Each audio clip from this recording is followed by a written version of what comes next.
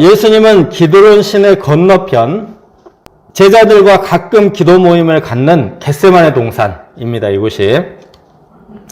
근데 이제 문제는 배신자 가룟 유다도 이 장소를 알고 있다는 것입니다. 가룟 유다는 곧 군대를 끌고 예수님을 체포하러 나타났습니다. 거기 보면 이제 횃불, 등불, 이제 그 비추는 빛들을 많이 들었는데, 옛날에는 2000년 전에 가로등이 있을 리가 없잖아요. 그것도 이제 산이 있기 때문에 아주 칠흑같이 어둡기 때문에 등불을 이제 비춰서 사람을 찾으려고 갖고 온 겁니다. 이때 그 예수님이 돌발 행동을 하십니다. 어둠이 짙기 때문에 도망가기가 되게 쉬운데, 그래서 제자들은 다 가버렸죠. 근데 이제 피신할 생각 안 하시고 너희가 누구를 찾느냐 하고 그들을 맞으러 나가서 묻습니다. 나사렛 예수를 찾소. 내가 그니라. 예수님이 두 번이나 친절하게 내가 그니라. 내가 나사렛 예수니 나를 잡아가라 하고 적극적으로 알려줍니다. 자, 왜 이렇게 하시는 것일까요? 제자들을 보호하시기 위한 조치입니다. 만약에 가만히 있으면 이제 그들은 누가 예수님인지 이제 모르기 때문에 막 이제 와서 막 몸싸움하고 잡으려고 하고 무기를 갖고 왔잖아요. 서로 막 하다가 죽거나 크게 다칠 것입니다. 그래서 예수님은 자기만 잡아가고 제자들은 가게 하도록 일부러 자기를 큰 소리로 드러내셨습니다. 그런데 예수님은 제자들만 보호하신 것이 아니고요. 체포하러 온 대제사장의 종들도 보호하십니다. 시몬 베드로가 칼을 빼어서 말고라는 종의 길을 베어버렸습니다. 예수님이 이때 말씀하십니다. 칼을 집에 꽂으라. 아버지께서 주신 잔을 내가 마시지 아니하겠느냐? 내가 적극적으로 잡혀가겠다. 이런 말입니다. 십자가의 죽음의 잔을 마시기 위해 순순히 체포되고자 하십니다. 그리고 이제 누가복음에 보면 이 말고라는 청년의 귀를 고쳐주시는 장면도 나옵니다. 그래서 이제 초대교회 전승, 그러니까 이제 초대교회 기록들이 있거든요. 성경 말고 기록들이 있는데 그런 전승들을 보면 말고가 예수님의 훌륭한 제자가 되었다. 이런 전승이 있습니다. 예수님은 스스로 적극 체포되심으로 불필요한 충돌과 피해를 막으셨습니다. 이는 아버지께서 내게 주신 자 중에 하나도 잃지 아니하였사옵나이다. 네, 이 말씀을 이루기 위함입니다. 이 말씀은 제자들이 어떤 희생도 하지 않는다, 이런 뜻은 아닙니다. 때가 되면 예수님의 사도들도 모두 순교합니다. 그들의 순교의 피는 초대교회 부흥의 밑거름이 되어서 귀하게 쓰임을 받습니다. 그러니까 어떤 희생도 손해도 안 본다 이런 뜻이 아니라 불필요하게 가치 없는 희생으로부터 보호하신다는 뜻입니다. 만약에 신자들이 손해를 보거나 만약에 희생을 당한다면 하나님은 그것을 귀하게 쓰신다는 뜻입니다. 여러분, 초등학교 앞에서 자동차 속도를 30km 이하로 줄여야 됩니다. 이 법이 무슨 법이죠? 네, 민식이법이라고 합니다. 30km로 운전을 해보면 정말 느림보 거북이처럼 느껴집니다. 그런데 중요한 것은 그 속도로 가면 갑자기 애들이 툭툭 튀어나와도 다 피할 수 있는 그런 속도. 굉장히 안전한 속도입니다. 서울에 초등학교가 얼마나 많습니까? 그래서 이제 비효율적으로 보일 수도 있어요. 그러나 이렇게 해서 한 생명이라도 살린다면, 한 아이라도 다치지 않는다면 이게 얼마나 가치 있는 일이 되겠습니까? 민식이라는 어린아이의 그 교통사고 때문에 이 법이 발의가 되어서 민식이법이라고 합니다. 그 부모가 자기 아이의 희생이 헛되지 않도록 하기 위해서 정말 엄청나게 많은 애를 써서 이 법을 통과를 시켰습니다. 자, 예수님이 이처럼 신자들이 희생할 경우 그것을 매우 값지게 사용하십니다. 결코 불필요한 손해가 없도록 보호하십니다. 우리를 귀히 여기시고 보호하시는 예수님께 감사와 찬양을 드립니다. 둘째, 너도 이 사람의 제자 중 하나가 아니냐. 12절 13절을 보시면 군인들은 예수님을 체포 결박하여 안나스라는 사람의 집으로 끌고 갑니다.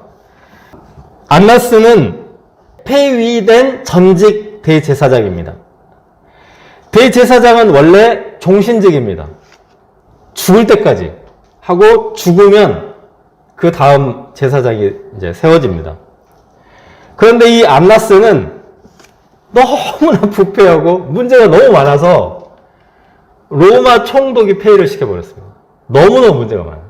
전직 대제사장인데 현직 대제사장의 장인어른이기 때문에 뒤에서 이제 실권을 잡고 있는 겁니다. 경찰이 범인을 잡아서 경찰서로 가지 않고 은퇴한 경찰서장 집으로 가면 이거 큰일 나잖아요. 그런데 이제 그렇게 된 셈입니다. 그리고 이제 이 안나스가 또 어떤 사람이냐면 예수님께서 성전에서 소와 양과 비둘기, 환전상 그 성전 재물 시장을 엎어버리시고 막 내쫓아 버리셨는데 안나스가 이 성전 재물 시장을 독점하고 있었습니다. 그래서 성전 재물 시장을 안나스의 잡화점이라고 불렀습니다. 여기서 어마어마하게 큰 이익을 얻고 있었기 때문에 이것을 철거하신 예수님을 아주 눈의 가시처럼 여기고 있었습니다. 자, 이렇게 악독한 안나스의 집이 얼마나 무섭겠어요. 그런데 15절, 16절을 보시면 베드로가 이 집에 들어갑니다. 개인의 집이기 때문에 원래는 들어갈 수 없는데 대제사장과 친분이 있는 제자의 도움을 받아서 들어갔습니다. 물론 이제 신분을 드러내고 당당하고 떳떳하게 들어간 것이 아니긴 합니다. 그렇지만 그래도 이 무서운 집에 이만큼이라도 용기를 냈기 때문에 15절을 보시면 예수를 따르니 예수님을 따라간 걸로 봐준 겁니다. 그런데 이제 17절을 보시면 문 안에 들어서기도 전에 문 지키는 여종이 물어봅니다. 너도 이 사람의 제자 중 하나가 아니냐? 베드로는 대답합니다.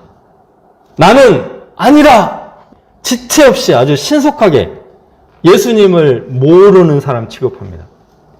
불과 몇 시간 전에 주를 위하여 내 목숨을 버리겠나이다!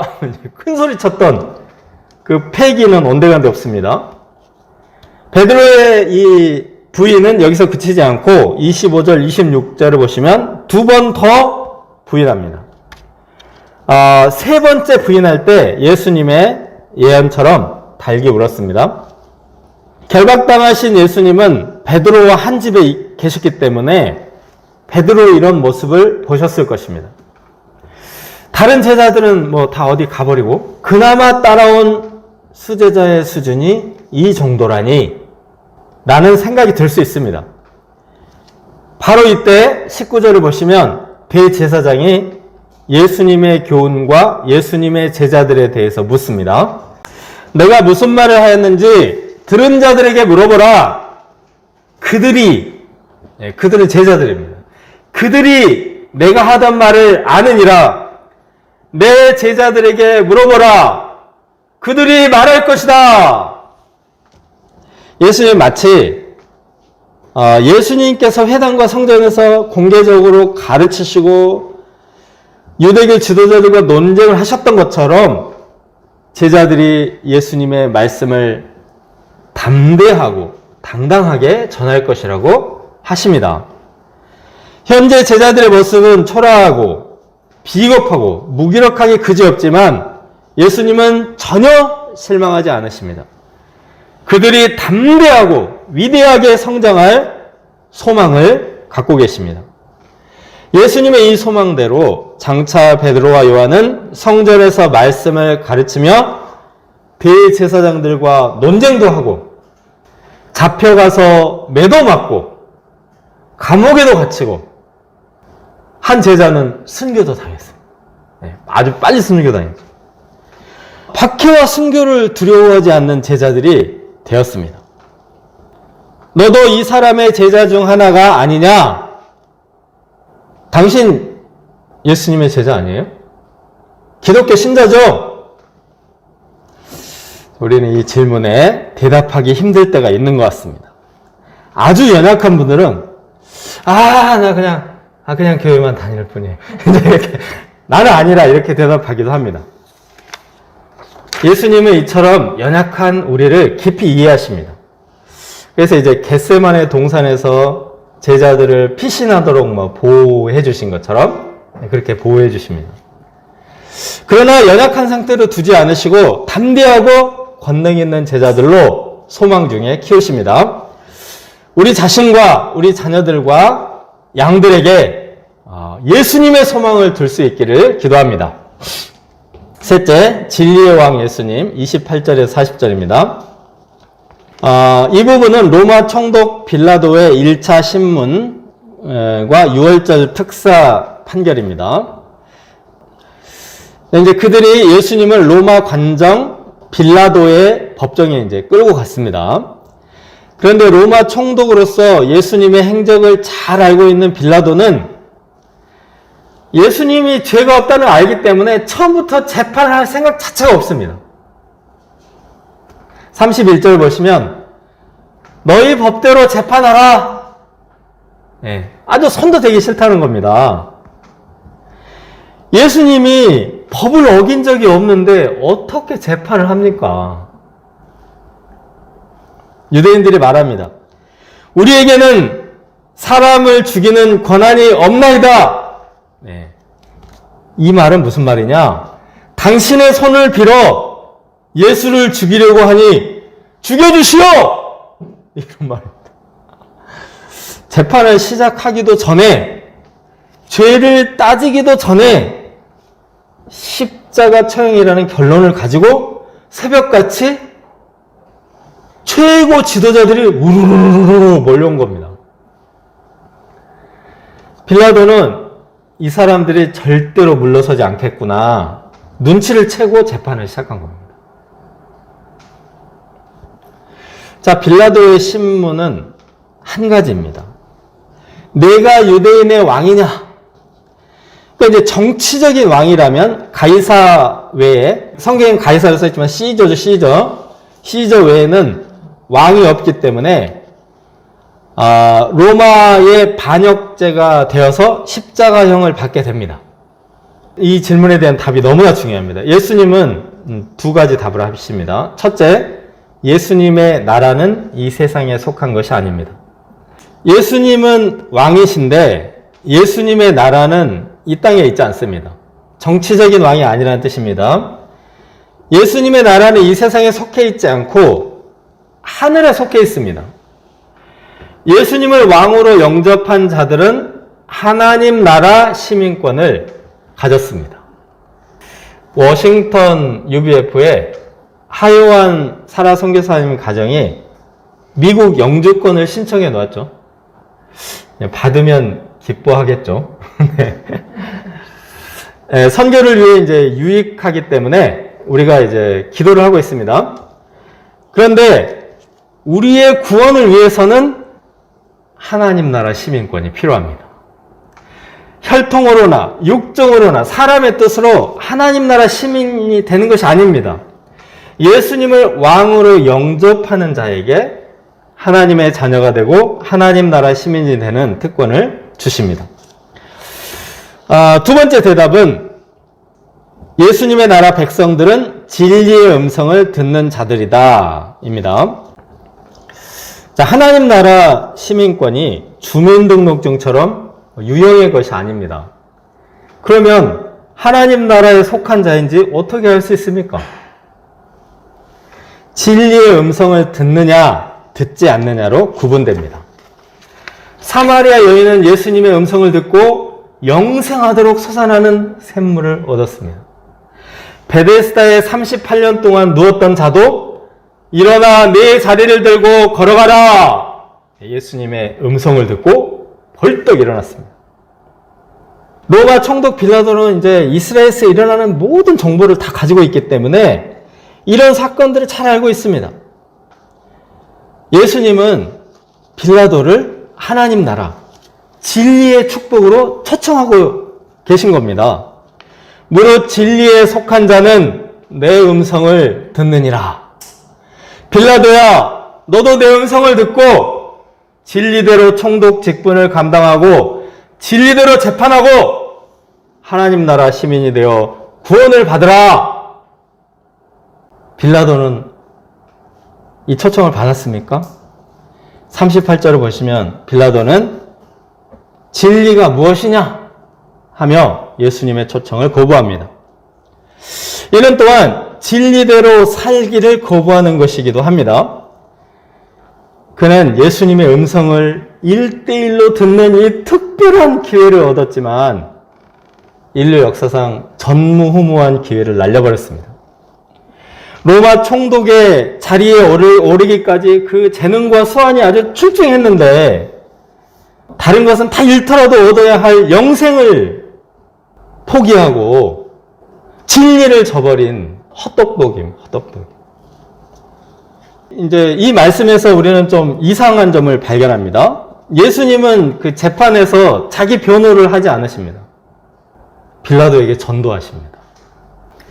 예수님이 진리의 왕이시기 때문입니다. 내가 이를 위하여 태어났으며 이를 위하여 세상에 왔나니 곧 진리에 대하여 증언하려 함이로라. 예수님은 어떤 상황에서도 진리를 전하십니다. 또 하나님의 말씀을 이루는 방향으로 무슨 일을 하든지 하나님의 말씀을 이루고자 하십니다. 오늘 본문에도 무슨 사건이 있을 때 이는 무엇이라 하신 말씀을 응하게 하려 함이라. 말씀을 응하게 하려 함이라. 네, 계속 반복됩니다. 진리의 말씀이 영혼을 살리기 때문입니다. 빌라도가 진리의 음성을 듣는다면 억울한 재판, 치우친 재판을 하지 않아서 공의가 실현될 것입니다. 대제사장이 진리의 음성을 듣는다면 성전에 찾아오는 많은 사람들이 하나님을 만나고 은혜와 위로와 치유를 받을 것입니다. 진리가 사람을 변화시키고 진리가 세상을 아름답게 변화시킵니다. 빌라도는 말합니다. 진리가 무엇이냐? 요즘 사람들의 말로 번역하면 이겁니다. 신앙이 밥 먹여주냐? 먼저 하나님의 나라와 의를 구하면 공중 나는 새보다 더 잘 먹여주시고 들의 백합화보다 더욱 영화롭게 입혀주실 뿐만 아니라 하나님 나라와 영생까지 주십니다. 예수님은 진리 때문에 하늘의 보좌에서 이 땅까지 낮아져 사람의 몸을 입고 태어나셨습니다. 진리를 전파하며 사셨고 진리를 위해 죽으셨습니다. 우리가 세상에서 들려오는 수많은 소리들 중에 진리의 음성을 듣는 자들이 될 수 있기를 기도합니다.